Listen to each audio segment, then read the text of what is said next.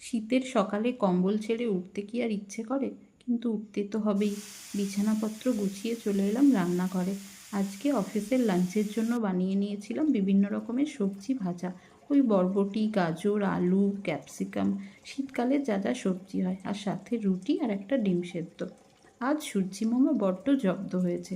চারিদিকে একটু পরিষ্কার পরিচ্ছন্ন হলেও সূর্যি মামাকে আজকে আর কুয়াশার চাদর থেকে বেরোতেই দিচ্ছে না। যাক, সূর্যি মামা নিজের মতন থাক, আমি তো অফিস চলে এলাম। বিকেলবেলা অফিস থেকে ফেরার পথে আমি আর সুস্মিতা গেছিলাম মিস্টার মোমোতে। দুর্গাচকে এই ছোট্ট রেস্টুরেন্টটা বেশ ছোট্টর মধ্যে সাজানো গোছানো, অনেক ভ্যারাইটিস খাওয়ারও আছে। তোমরা আসতে পারো, টেস্টও করতে পারো। আমি আর সুস্মিতা নিয়ে নিয়েছিলাম দুটো স্টিম মোমোর প্লেট, বেশ টেস্টি।